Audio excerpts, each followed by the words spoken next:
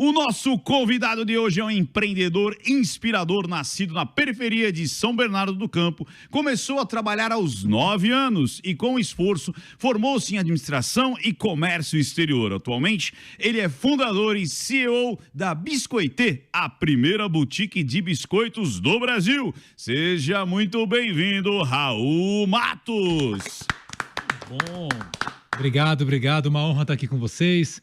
Poder falar um pouquinho de empreendedorismo, tentar ajudar as pessoas ali, muito bacana. Raul, conta pra gente de onde nasceu a Biscoitê, também um pouco da sua trajetória para quem não te conhece e nos acompanha. Legal, bom, eu nasci na periferia de São Bernardo do Campo, comecei a trabalhar muito cedo e com 17 anos comecei a empreender, criando uma empresa de barrinha de cereais, quando ninguém fazia barrinha de cereais ainda. Depois acabei vendendo esse negócio, tive uma outra fábrica de pão de queijo, depois entrei numa outra empresa que a gente acabou virando a maior fábrica de cookies do Brasil. E a Biscoitê é a minha quinta empresa. Antes disso eu quebrei outras duas, mas tudo bem, vamos deixar isso pra... isso que a gente gosta de trazer aqui no programa, porque a gente... todo mundo mostra os louros, nas redes sociais, todo mundo mostra as glórias, mas ninguém mostra o lado B, e aqui a gente traz vocês justamente, porque, pô, hoje você tá com a Biscoitê, que já é uma gigante, uma boutique premiada, né? Mas é bom a gente saber também que você passou por maus bocados, porque quem tá acompanhando a gente aqui às vezes também tá passando, né? Por maus bocados e o empreendedor é isso, né? Reinventando cada dia, né? Eu acho que se você se dispõe a empreender, você tem que estar disposto a errar. A Biscoitê já quebrou. Quando a gente começou o negócio, né? A gente começou mais de 10 anos atrás, mas quando a gente começou a escalar em 2019, em julho de 2019 nós tínhamos 3 lojas. Eu abri 15 lojas de julho de 19 a dezembro de 19. Então terminamos o ano com 18 lojas. Pré-pandemia, né? Então, comprei milhões, literalmente, de reais e milhões de unidades de coelhinhos e ovos de Páscoa para minha Páscoa 2020. Abasteci as lojas no dia 16 e fechei todas no dia 18. E eu não quebrei, eu capotei ali completamente, com caixa próprio, né? Não era algo que eu tinha investidor, nada. A gente não vendeu nenhuma unidade. A gente acabou doando tudo, então eu falei, já que eu tô triste, vou fazer alguém feliz. Fomos para as favelas e doamos tudo. Mas ali eu quebrei pela minha terceira vez, né? Mas como desistir não era uma opção, a gente seguiu e terminamos o ano de 2020 com 20 lojas. Então, ou seja, não é que a gente... que quebrar é muito relativo, né? Eu brinco que quando você fica sem dinheiro, você tecnicamente está quebrado. Mas quando você fica sem credibilidade, aí acabou a tua vida. Perfeito. E eu aprendi, porque com 17 anos nessa empresa de barrinha de cereais, a gente também não tinha dinheiro para nada, mas a gente tinha a palavra. Então, quando eu vim mais tarde com a Biscoitê ter esse problema financeiro de não ter caixa para poder honrar todas as dívidas, eu simplesmente chamei todos os fornecedores e falei, olha, eu vou pagar, eu tenho um imóvel que se qualquer coisa eu vou vender, eu vou pagar tudo, mas agora eu não posso. E todo mundo acreditou, porque aquilo era de coração. E aí, o que aconteceu? Pandemia, todo mundo brigou com os shoppings, a gente não brigou. E quando surgiram oportunidades para crescimento no shopping, para quem que ele ligou? Para gente.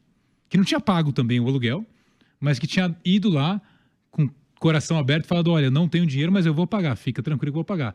Então, quando tiveram novas oportunidades, a gente terminou o ano de 2020 ainda crescendo em relação ao ano de 2019 e a gente seguiu aí a pandemia inteira crescendo, depois 30 lojas, 40, 50, 80, esse ano a gente bate 100 lojas. Então acho que é isso, para você que está empreendendo aqui, quebrar faz parte. Ficar sem credibilidade, não. Ou seja, não é porque você tá sem caixa que você tá fora do jogo. Sim. A gente fala que você tá quebrado porque você tá insolvente, vamos dizer assim. Exato. Você fala, cara, não tenho dinheiro, mas ter crédito, né? Ter crédito, ter confiabilidade, ter esse diálogo com o fornecedor, que é tudo, né?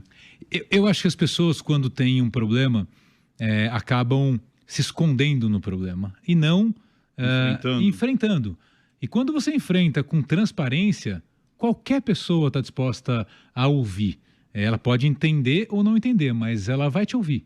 E eu acho que isso reforça as relações e não fragiliza as relações. Seu Eric Surita, não sei se você sabe, você também me deu até uma nostalgia aqui. Quando eu assumi a loja do meu pai, eu tinha 800 títulos protestados. Eu negociei 800 títulos. Uau. Eu devia 5 vezes o faturamento. Então tava... Era quanto? Na época a gente faturava $20 mil. Eu devia $100 mil. E era em dólar porque era 90, 91, totalmente dolarizado. E eu negociei. Cara, o que eu aprendi na marra, eu não aprendi em faculdade nenhuma. E eu fiz administração também. Então eu apliquei, lógico, algumas coisas, mas é como você falou, eu peguei a loja totalmente quebrada, mas existia essa... Eu acho que, às vezes, o empreendedor, ele não tem que ter vergonha de falar, cara, tô quebrado, tô lascado, mas eu quero dar a volta por cima, mostrar os números, mostrar o que está acontecendo. E era o que eu fiz. Eu falei, olha, eu não tenho dinheiro, mas se você continuar não me vendendo, aí que eu não vou ter mesmo. Então, continuaram me fornecendo para eu conseguir pagar o que eu devia. Né?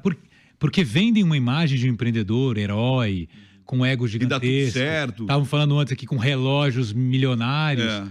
Isso é uma baita mentira. E uma parte dos empreendedores usa o teu recurso para ostentar. O empreendedor pode usar o teu recurso para crescer o teu próprio negócio. É isso aí. E eu acho que, assim, se você precisa ostentar, talvez esteja faltando alguma coisa dentro de você. Não tem nada a ver com o negócio, né? Mas é uma outra discussão. Aí já vamos partir para filosofia, mas eu queria fazer uma pergunta para o Raul. Cara, é importantíssimo que a gente vai falar isso agora. Tá uma onda da imagem. Tá uma onda da imagem. O João Mena, inclusive, falou que estava saindo de Alphaville porque ele falou, não aguento mais, é nojento aquilo. Postou um texto sobre isso, inclusive. E ele falou para mim hoje isso. Ele falou, tá nojento, muita mentira, muita coisa superficial, muita imagem. Em que momento você falou, eu tenho essa reserva, esse meu, sei lá, Prolabore, eu não sei quando que você começou a tirar um Prolabore, porque às vezes é isso também, às vezes você fica muito tempo sem tirar um Prolabore, e parece que hoje, para você ter sucesso, né, Eric, você tem que ter um carro, você tem que ter o relógio, você tem que ter né, para mostrar que você deu certo. E na realidade não é isso. Que momento que você falou, ufa, eu consigo agora pensar no meu patrimônio em vez de reinvestir no meu negócio? Cara, eu tenho uma frase que eu falo muito em casa, né, que é: o maior poder é você poder ter e não querer ter. Boa. Porque quando você quer ter e não tem o dinheiro para ter, tá resolvido. Você sabe que essa é a minha definição de pobre e rico. O que é o pobre? O pobre é aquele que quer ter e não tem o dinheiro. Rico é aquele que tem o dinheiro e escolhe não ter. E não importa a quantidade de grana. Melhor você escolher ser rico do que parecer ser rico. Boa. Sem dúvida, então sem dúvida. Aí, né, cara? Eu acho, eu tô muito de acordo aqui com essa... E eu acho que assim, eu acho que eu tenho uma...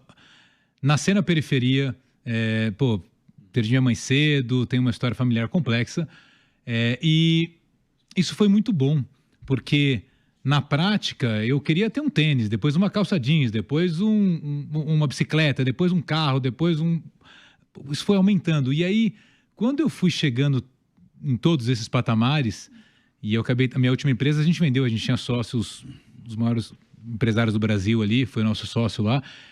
E quando a gente chegou nesse patamar que era, cara, as pessoas que eu admirava viraram meus sócios.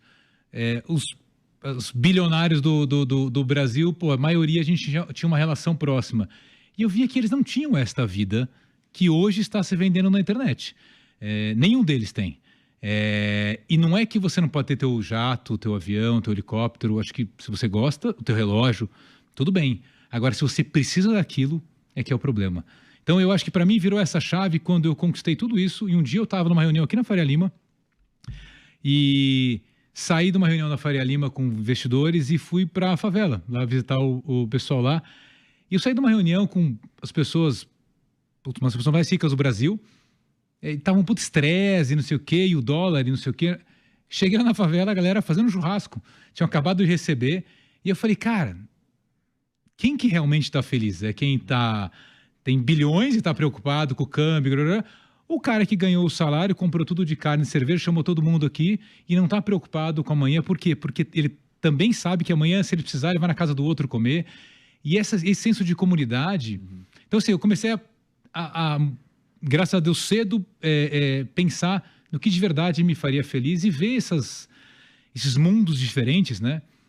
Me fizeram ver também que o que nos vendem, que é que você precisa ganhar dinheiro, crescer, tá na lista da Forbes e que aí você vai ser feliz, é uma mentira. Porque você pega essa lista, você tem muita gente infeliz ali. Tem muito pastel de vento sendo vendido na internet, né? A hora que você abre é só vento. Tem muito astronauta da NASA ali que nunca foi para lugar nenhum, né? Ô, Raul, me fala uma coisa. Na sua biografia, nós vemos que você começou muito cedo. Eu quero saber exatamente em que momento você despertou para ter a iniciativa e dizer, olha, se eu vender algo, se eu fizer algo, eu vou ter um retorno melhor. Por que você, quando foi e por que você optou por empreender desde muito cedo? Quando que você entendeu isso e por que você optou por isso ao invés de, por exemplo, seguir o caminho normal que todos seguiriam, que era, por exemplo, se candidatar a um emprego, mandar um currículo para algum lugar, enfim? Eu acho que vem da minha estrutura familiar, do meu pai, que sempre fez isso, da minha mãe, que sempre empreendeu. Mas uma coisa que eu falo é que o Brasil tem um potencial gigantesco de empreendedores, porque na periferia todo mundo empreende. A senhora cuida do filho do outro para poder ir trabalhar, o outro é o pedreiro, o outro enche a laje, o outro tem a furadeira que aluga, o outro... Então, ou seja, churrasquinho de gato, o eletricista, faz o hambúrguer, o eletricista. E o que eu falo é assim, cara, a gente que já viveu isso tem uma grande chance de empreender com sucesso. Por quê? Porque empreender nada mais é que depender de outras pessoas. Se você está na periferia, você depende de outro para pegar o ônibus, para ir trabalhar, para viver, para comer. Quando você tem uma família jamais, por meus filhos, não dependem de ninguém. Para ele vai ser mais difícil ter resiliência e senso de comunidade. E uma empresa nada mais é que pessoas em volta de um propósito comum, trabalhando para aquilo acontecer. Não é o empreendedor herói que faz as coisas, é essa comunidade. Então, desde cedo eu fiz isso, vendendo pãozinho na rua, saco de lixo, pipa. A gente fazia cerol na época, nem pode, né? Sim. Para vender, a gente ia se virando para poder ter uma... A gente nem pensava em ter uma vida melhor. Era vender para poder comprar nosso próprio brinquedo ali. Meu pai sempre estimulou isso, mas sem nenhum estudo. Então, eu acho que assim, você pegar essa resiliência e adicionar algum conhecimento, que foi o que eu fiz, apesar de ter estudado escola pública a minha vida inteira, eu depois estudei, fiz comércio exterior, fiz Jiao Tong University na China, fiz Babson College nos Estados Unidos, fui atrás de conhecimento minha vida toda. Quando você coloca uma camada de conhecimento com essa resiliência, você cria uma potência, porque é muito difícil. Conhecimento prático, né? Com conhecimento do dia a dia. Mas me conta mais da Biscoitê, cara. A gente estava vendo os produtos maravilhosos, inclusive tem esse aqui, ó. São todos Viraliza, diferentes, né? Esse aqui é o que viraliza, né? Esse é o livro que vai te trazer mais conhecimento mais rápido. Tô abrindo do lado tá. Okay. Aí, olha lá. Era uma vez. E ele estava dizendo que faz, inclusive, esse produto personalizado, contando a história das empresas, enfim. É um produto que a gente vende muito para a empresa, para você poder viraliza no TikTok, né? Esse é muito legal, cara. Legal. E temos vários outros, mas assim, a Biscoitê nasceu... depois eu acabei lançando mais de 600 produtos para grandes marcas, Nestlé, Unilever, Copenhagen, Cacau Show, Dia. Exportava biscoitos para mais ou menos 17 países. E aí, nessas andanças todas no mundo, a gente viu que biscoito no mundo todo tinha uma história bacana e tinha muita coisa legal. E que no Brasil era um mercado bem básico e popular. Bem de supermercado. Bem de supermercado e bem barato. O Brasil é um dos maiores produtores de biscoitos do mundo. Chegou a ser o maior mercado do mundo, só que é o mais barato. E aí a gente falava, por quê? Os meus clientes eram todos os mercados, os biscoiteiros que a gente fala aí. Biscoiteiro hoje tem uma conotação... percepção de valor. Porque todo mundo dizia, não, o Brasil não paga. O brasileiro não quer, não valoriza. Não funciona. Não, um preconceito. E aí eu acabei montando um negócio completamente na contramão para contar as histórias dos biscoitos. E biscoito nasceu sendo presente na época dos faraós. Depois Olha só. Legal. Reis, eu falei, não estou inventando o mercado, não, estou só trazendo de volta. Então, porque isso aqui é um presente, cara. Exatamente. Eu tava vendo aqui, ó, esse aqui inclusive é uma caixinha de... Ó, olha isso. Caixa de música. Olha aí, Parabéns. Ai, que maravilha. Vai de novo. Você dá corda. Que é isso? E dentro vem a velinha e o cartãozinho para você fazer um parabéns para uma pessoa especial. Então você Esse dá aqui, corda ó. e ele funciona. Quero dar um desse pra minha mãe, cara. Ó, esse É muito aqui, legal, né, cara? Isso aqui é muito louco. A gente foi o primeiro do mundo a fazer isso. É uma pena que não vai dar pra ver, não é? Porque, obviamente, por conta das luzes no estúdio. Descreve. Ó. Mas ao dar corda, você tem ali as luzes que são projetadas na parte de cima. Na parte de cima. E no Natal ele contava a história do Natal projetada no seu teto. Que legal. Legal, E hein? tocava música natalina. E isso aqui ninguém fez no mundo ainda. Quando a gente foi fazer, a gente teve que juntar um fornecedor de Shenzhen com outro em Dongguan, com os produtos feitos no Brasil. E todo mundo disse, eu não me responsabilizo. Se não funcionar, problema seu. Eu falei, ok, a gente vai tomar esse risco, porque a Biscoité é uma empresa de inovação. Então, tomar risco faz parte do nosso negócio. E deu super certo. Então, o seu grande negócio é a inovação. Não basta fazer biscoitos, e biscoitos, obviamente, muito bem feitos, muito bem produzidos. Tem tudo que acompanha esse produto para ele ser vendido, né? Eu falo que, assim, ter um biscoito, né, um cookie de qualidade, é básico. É o que eu tenho que ter. A melhor fórmula e tal. Agora, sim, a gente lança 200 produtos por ano. 200 produtos por ano. E mais de 21 datas sazonais. Dia do amigo, dia do... 21 datas. 21 datas. Então, peraí. Então, a cada uma semana ano... sim, uma semana não. Tem produto. Tem embalagens nesses sites aí de... É mesmo? A gente não sabia disso. O Raul... Então, vamos lá. Isso é sinônimo de sucesso. Sensacional, inovação total. E você chega, então, você entra o ano com 200 produtos. Num determinado momento, você deixa de produzir e deixa de comercializar aqueles produtos e substitui por 200 outros novos, Não. É isso? A gente tem nas lojas ao mesmo tempo, nas lojas maiores, mais ou menos 120 produtos, ou SKUs. Toda sazonalidade a gente lança outros produtos e tira outros de linha, porque não cabe na loja. E aí a gente vai... É como um fast fashion de moda. A gente vai lançando coleções diferentes. Essa mesma lata tem 4, 5 estampas. E aí ela sai de moda. Volta outra, vem outra, porque isso faz com que as pessoas, sempre que entram na Biscoité, encontrem algo novo, que no final é o que você quer quando você quer um presente. Você não quer dar sempre a mesma coisa. Esse eu acho que é de parmesão com trufas brancas. Experimentar. Deixa eu perguntar uma pra ver coisa. se é só bonito mesmo ou se é E gostoso. hoje você vende esse produto aqui, que é totalmente B2C, claro, você falou que acaba vendendo para empresa também, mas qual que é qual que é essa disposição aí de venda, cara? Você vende mais para pessoa física mesmo, para famílias? Sim. A gente fez ano passado, para você ter uma ideia, 2,5 milhões de atendimento nas nossas lojas. E a gente fez uma conta, porque é nosso business é de experiência. Então a gente não faz a conta de produtos vendidos, mas a gente fez uma conta de quantos minutos de atenção eu tive no ano passado. Foram 370 mil horas dos meus clientes de atenção dentro das nossas lojas, que mais ou menos 15 minutos cada ticket. Porque no final, quando você vende uma experiência, isso é mais... Nós estamos mostrando, inclusive. Né? Olá. Que legal, que lindo. Não, e Esse é o dia dos namorados ali. E esse aqui, por exemplo, então a gente vende assim, a gente é um negócio que a gente chama de D2C, Direct to Consumer, ou seja, da indústria, da criação da fórmula, do desenho de cada ursinho que está aí, que é feito pelos nossos artistas. Nada a gente usa banco de imagem, tudo é desenhado na Biscoité para ser único. A produção do produto, a entrega nas nossas lojas proprietárias ou o que a gente chama de store in store. Então a gente tem também Biscoité dentro de lojas, mas basicamente dentro das nossas 80 lojas, daqui a pouco quase 100, é onde você vai encontrar todos os produtos da Biscoité. Uma outra divisão que a gente tem é o corporativo, então a gente fez no ano passado mais de 600 mil panetones para grandes marcas.